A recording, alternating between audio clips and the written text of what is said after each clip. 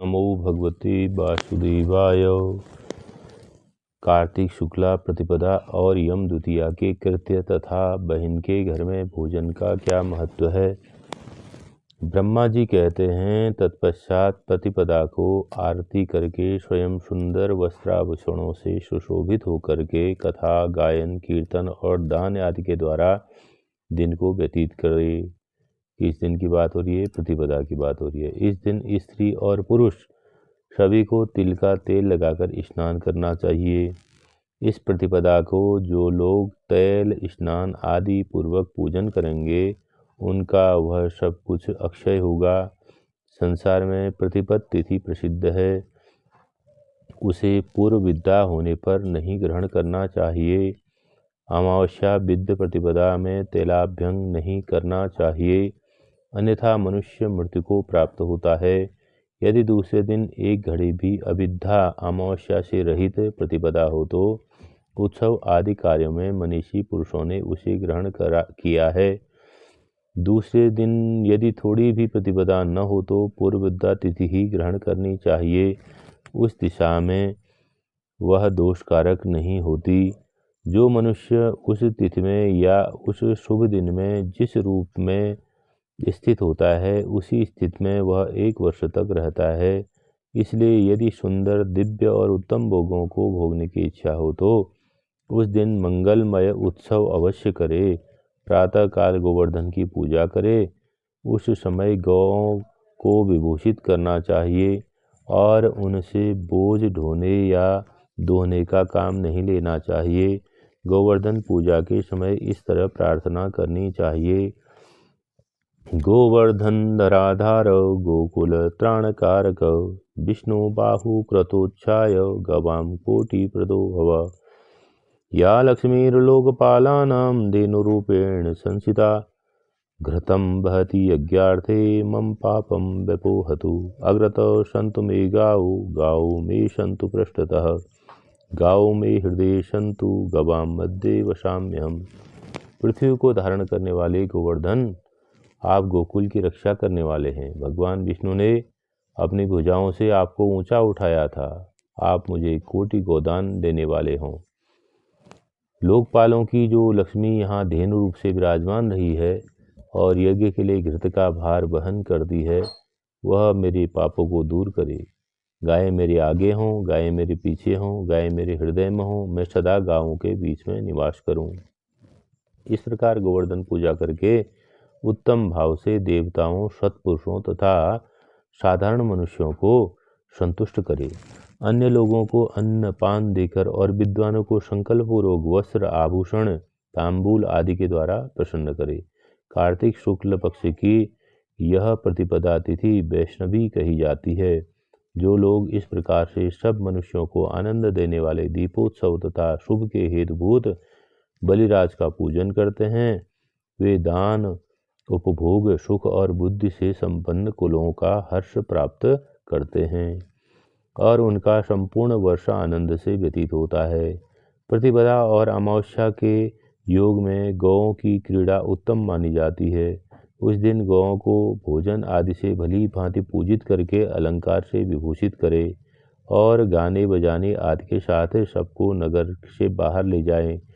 वहां ले जाकर सबकी आरती उतारे। ऐसा करने से मनुष्य सब पापों से मुक्त हो जाता है।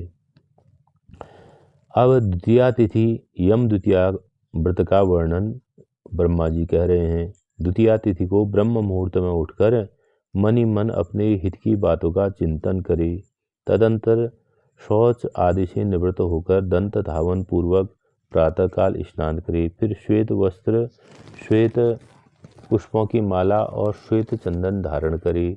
नित्य कर्म पूरा करके प्रसन्नतापूर्वक औदुंबर यानी कि गूलर के वृक्ष के नीचे जाए।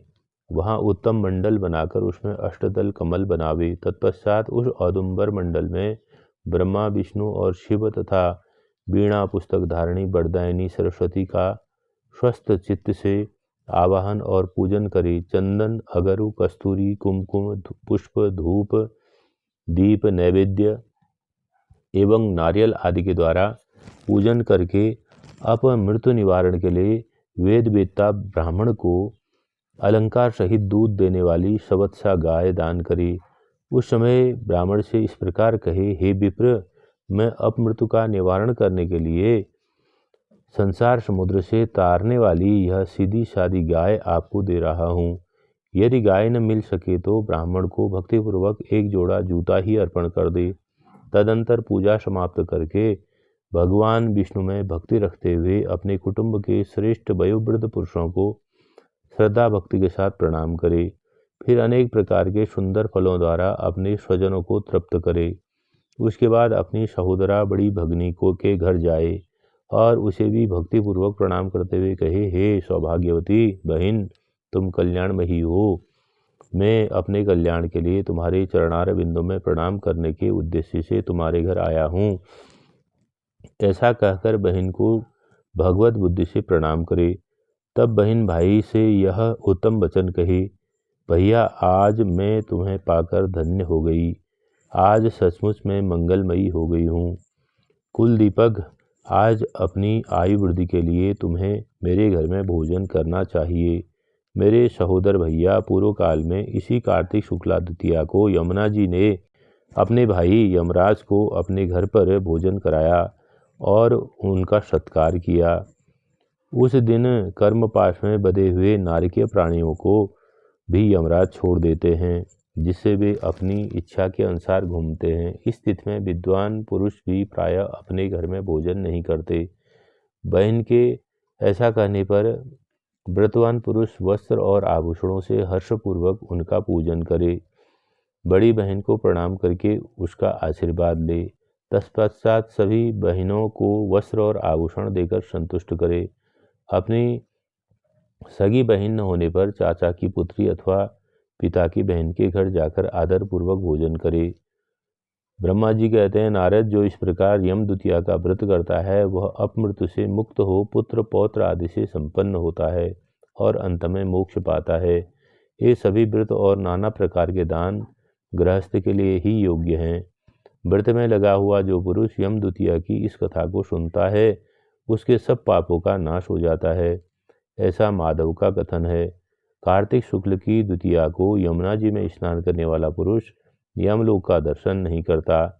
जिन्होंने यम द्वितीया के दिन अपनी सौभाग्यवती बहनों को वस्त्रदान आदि से संतुष्ट किया है, उन्हें 1 वर्ष तक कलह अथवा शत्रु भय का सामना नहीं करना पड़ता। उस तिथि को यमुना जी ने बहन के स्नेह से यमराज को भोजन कराया था, इसलिए उस दिन जो बहन के हाथ से भोजन करता है वह धन और उत्तम संपदा को प्राप्त होता है। राजाओं ने जिन कैदियों को कारागृह में डाल रखा है उन्हें यम द्वितीया के दिन बहन के घर भोजन करने के लिए अवश्य भेज देना चाहिए। वह भी न हो तो मौसी अथवा मामा की पुत्री को बहन माने अथवा गोत्र या कुटुंब के संबंध से किसी को से बहन का नाता जोड़ ले। सबके अभाव में किसी भी समान वर्ण की स्त्री को बहन मान ले और उसी का आदर करे।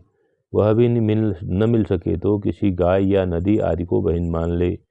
उसके भी अभाव में किसी जंगल झाड़ी को ही बहन मानकर वहाँ भोजन करे। यम द्वितीया को कभी भी अपने घर में भोजन न करे। भाई के भोजन में वही द्वितीया ग्राह्य है जो दोपहर तक के बाद तक मौजूद रहे। इस प्रकार से कार्तिक मास में प्रतिपदा और यम द्वितीया का महत्व है। यह महत्व स्कंद पुराण में लिखा गया है और इस महत्व को पढ़ करके और सुन कर आप लोग लाभ लें। ओम नमो भगवते वासुदेवाय।